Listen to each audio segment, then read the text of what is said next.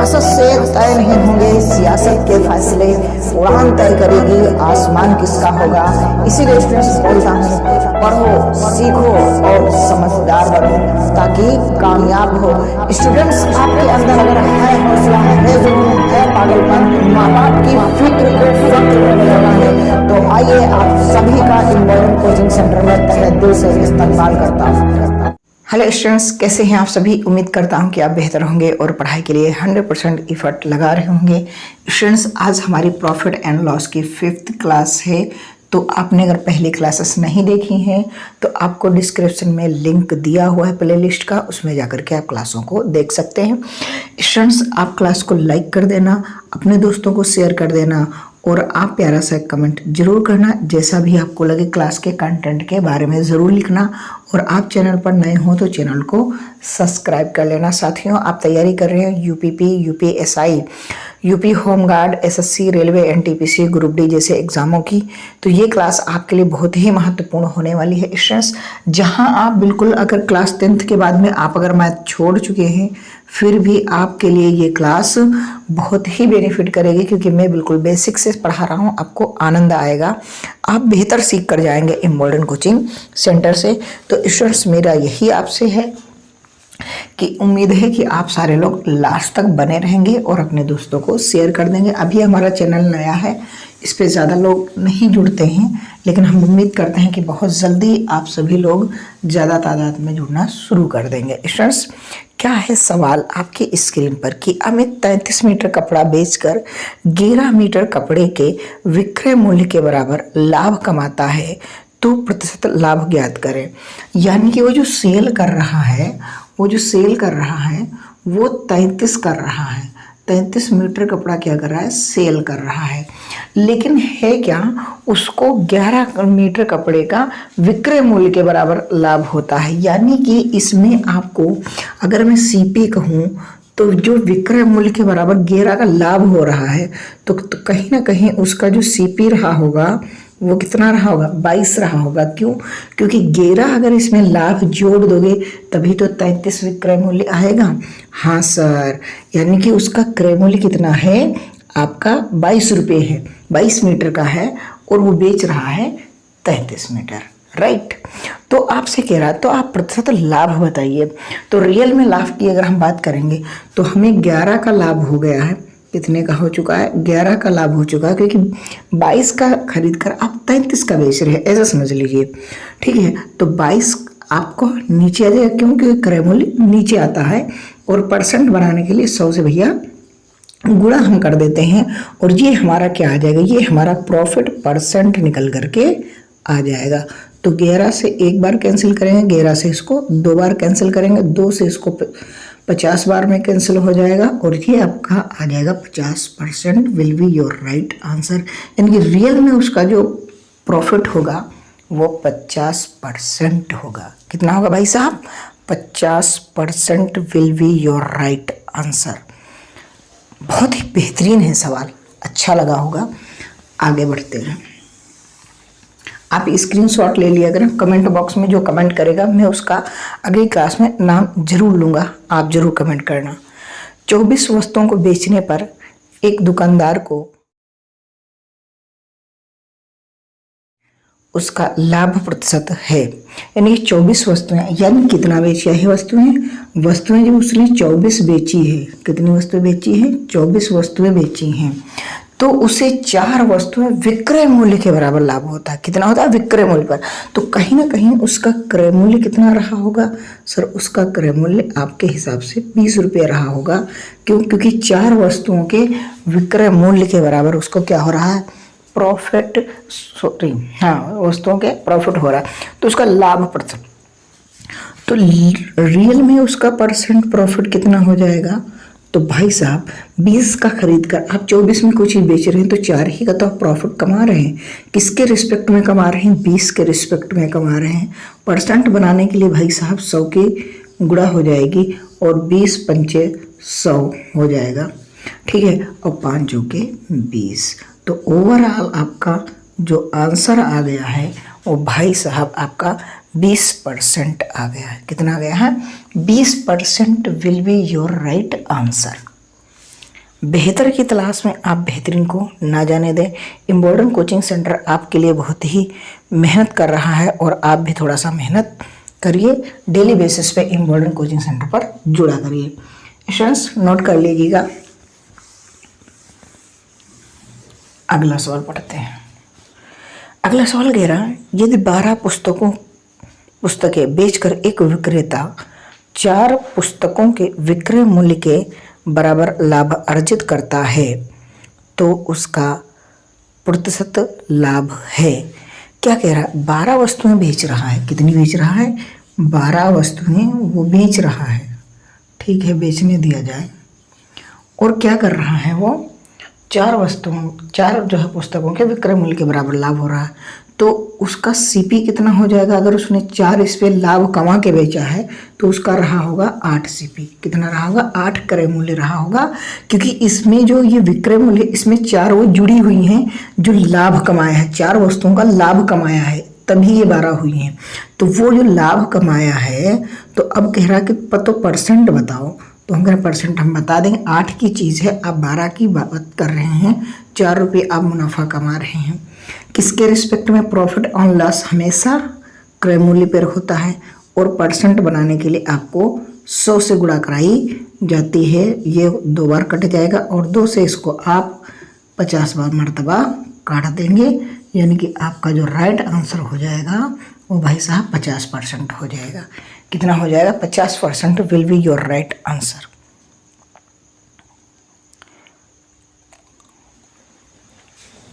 ठीक।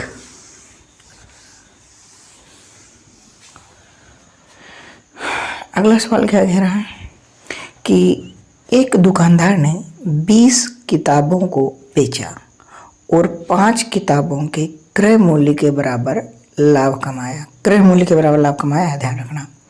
यदि उसने कुल 900 रुपये की किताबें खरीदी हों तो उसने उन्हें कितने रुपए में बेचा होगा? यानी कि आपसे विक्रय मूल्य का पैसा पूछ रहा है। तो आपको मैं बेसिक पढ़ाऊँ या डायरेक्ट पढ़ा दूँ, जैसा आप बताएं। आपसे कह रहा कि 20 वस्तुएं बेचा है और 5 वस्तुओं के क्रय मूल्य के बराबर, इनके क्रय मूल्य पर लाभ कमाना कहा जा रहा है। कितना? क्रय मूल्य पर। यानी कि आपको देखो, आपने क्या किया है कि 20 वस्तुएं अगर बेची हैं, 20 वस्तुएं आपने बेची हैं, ठीक है, तो आपको क्रय मूल्य पर, किस पे? क्रय मूल्य पर। क्रय मूल्य पर आपको 5 वस्तुओं का लाभ हो रहा है। कितने का? 5 वस्तुओं का लाभ हो रहा है। अगर 5 वस्तुओं का लाभ हो रहा है तो ओवरऑल वो बेची कितने की होगी? तो वो 25 वस्तुओं की बेची होगी। यही तो बनेगा, है ना, कि वो वस्तुएं कितनी बेची होंगी? 25 वस्तुएं बेची होंगी, तभी तो 20 वस्तुओं के बेचा गया है। या तो हम ऐसे कह लें या हम ऐसे कह लें, ऐसा नहीं समझो। ये बताओ पहले कि प्रॉफिट क्या होता है? सर प्रॉफिट ये होता है कि SP माइनस CP, ये प्रॉफिट होता है। हाँ सर, यही होता है। तो हम कह रहे हैं कि 5 वस्तुओं के क्रय मूल्य के, तो 5 वस्तुओं के क्रय मूल्य के लाभ है, यानी कि 5 वस्तुएं क्रय मूल्य के बराबर लाभ है। तो लाभ की जगह पे लिख दिया, ठीक। और क्या कह रहा था? 20 किताबें बेची गई हैं, तो 20 किताबें आपने बेच दी हैं, ठीक है। और आपको क्रय मूल्य कितनी है? जितनी बेची है उतनी ही तो खरीदी होंगी, तभी तो आपको प्रॉफिट होगा। क्योंकि जब तक आप टोटल वस्तुएं बेच ना दें तब तक आपको प्रॉफिट नहीं होगा। यानी 20 बेची तो 20 ही तो खरीदी होंगी। हाँ सर, अब ये क्रय मूल्य की तरफ आ जाएगी। ये माइनस का है तो इधर आ जाएगा, प्लस का हो जाएगा। 5 CP बराबर 5 CP प्लस 20 CP। 20 CP मतलब क्रय मूल्य, है ना, और यहाँ पास 20 SP।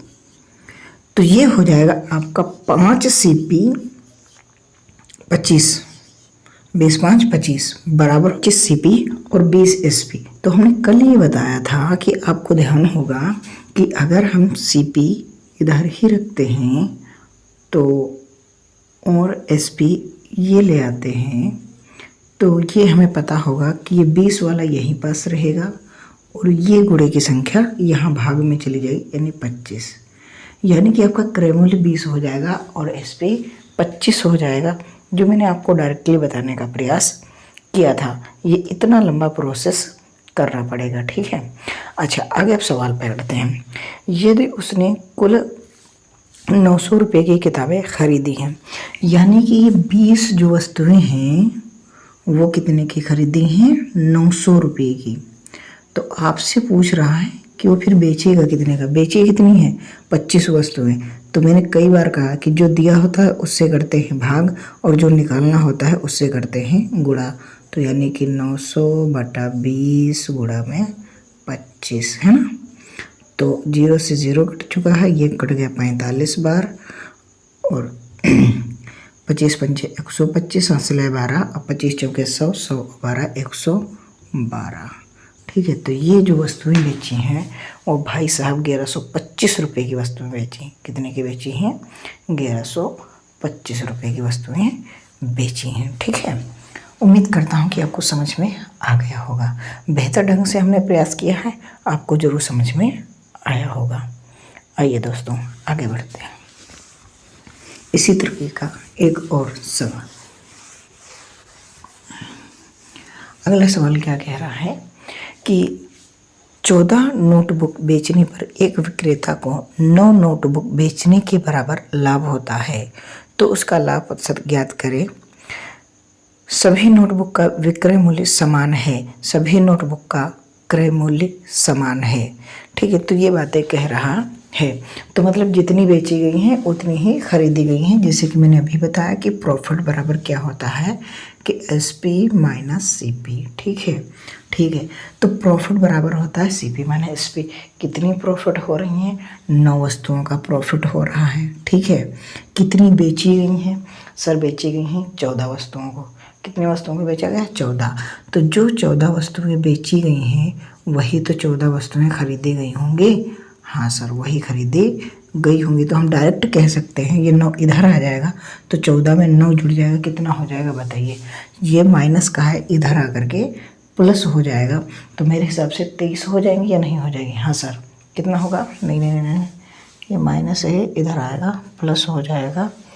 तो ओहो 14 प्रॉफिट 9 वस्तुओं के क्रय मूल्य के बराबर है। 9 वस्तुओं के विक्रय मूल्य के बराबर क्रय मूल्य के 9 वस्तुओं का लाभ होता है, 9 वस्तुओं के बेचने के बराबर लाभ होता है, यानी कि 9 वस्तुएं का SP है, ठीक है। आपके CP नहीं, अब SP है, तो ये इधर आ जाएगा, ये SP इधर ले आएंगे तो 14 में से 9 चला जाएगा। क्यों?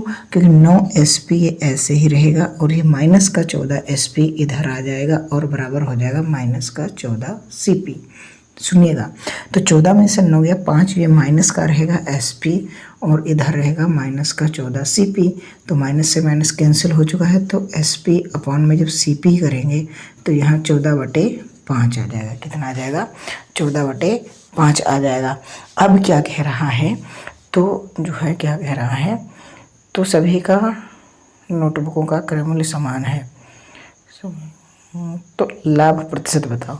तो बताओ लाभ प्रतिशत, 5 का खरीद कर 14 का बेच रहे हो, 9 का प्रॉफिट हो रहा है, 5 के रिस्पेक्ट में परसेंट बनाने के लिए 100 से गुणा, 5 दूनी 10, 9 दूनी 18, ठीक। 180% आपका क्या हो जाएगा? प्रॉफिट हो जाएगा। कितना हो जाएगा? 180% आपका प्रॉफिट हो जाएगा। एक सवाल और करते हैं स्टूडेंट्स, बेस्ट सवाल है, आपको मज़ा आ जाएगा। सवाल क्या कह रहा है कि 1 दर्जन केले बेचने पर अयान को 4 केलों के विक्रय मूल्य के बराबर लाभ होता है, तो उसका लाभ ज्ञात कीजिए। 1 दर्जन बेचने पर, यानी कि जो 1 दर्जन है वो जो बेचेगा तो कितने केलों के बराबर होगा? वो जो है हो जाएगा 12 केले। कितने हो जाएंगे? 12 केले। क्यों भाई साहब 12 होंगे? क्योंकि 1 दर्जन में हम 12 केले लेते हैं, ठीक है। 4 केलों के विक्रय मूल्य के बराबर है, यानी कि इसमें 4 जो है केले मुनाफे के भी हैं, तो उसका CP कितना रहा होगा?